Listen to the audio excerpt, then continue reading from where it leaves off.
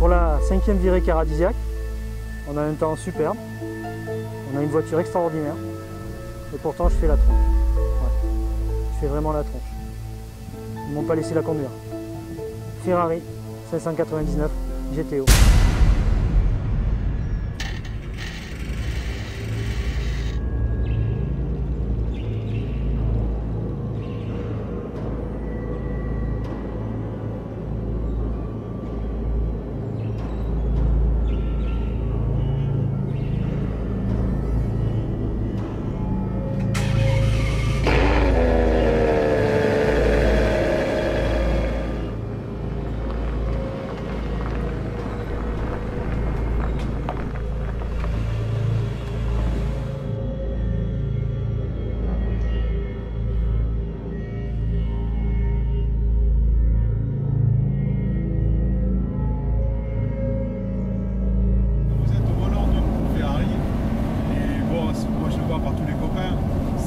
D'âge quoi, on n'a plus d'âge.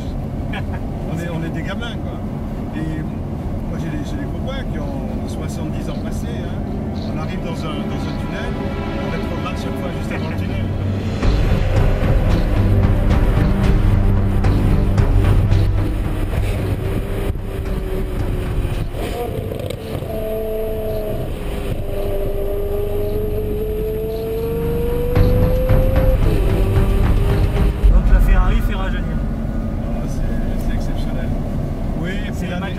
Il y a un état d'esprit, je trouve, qu'il n'y a pas sur d'autres marques que je ne citerai pas.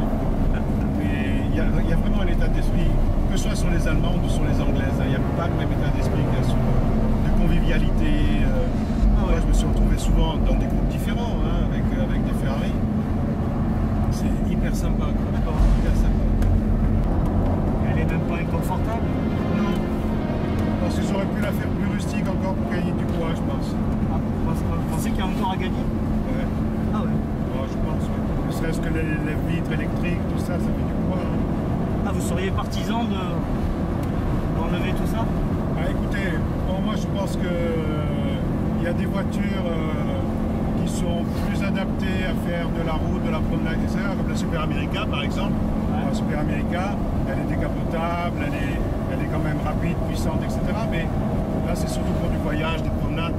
Bon là c'est vrai qu'on est plus tenté d'aller vraiment sur du circuit. Ouais. Donc circuit, en fait l'intérêt c'est d'aller le plus vite possible et d'avoir le plus de grip et de maintien possible de la voiture. Donc ça veut pouvoir la rabaisser également. Bon là on est à la limite hein, parce qu'en fait ça c'est une voiture de course sur laquelle ils ont fait quelques modifications pour permettre d'aller sur la route de l'homologuer. Hein. Parce que GTO c'est Grand Tourisme homologué. Ah ouais. À la base c'est une 599 XX. C'est une XX, oui tout à fait. Donc c'est le même moteur que la XX. Sauf que sur la XX encore, il y a quelques appendices aérodynamiques qu'ils ont enlevés par rapport à la XX. Ils ont remonté légèrement la voiture, ils ont mis des catalyseurs sur celle-là, ce qui mange 30 chevaux à peu près, quoi. Ouais. L'échappement prend 30 chevaux.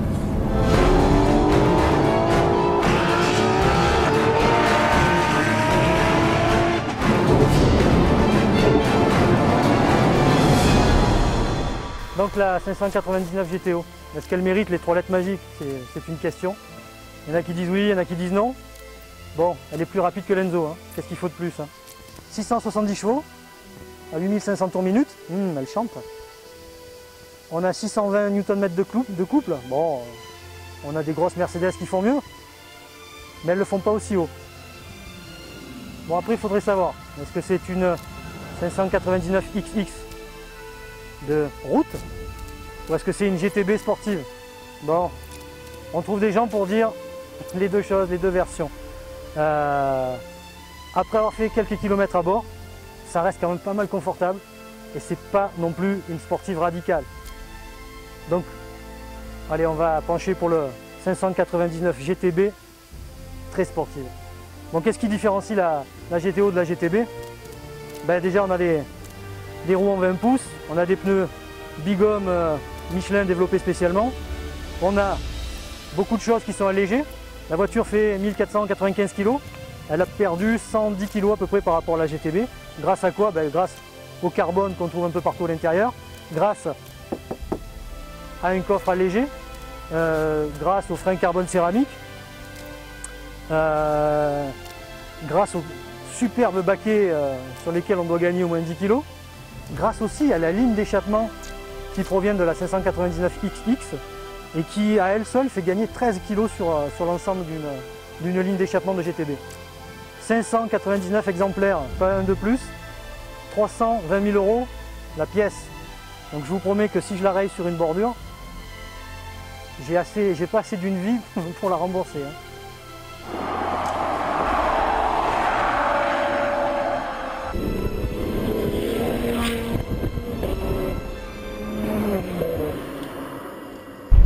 Bon, on est parti pour une petite session sur le circuit du Luc, session dynamique.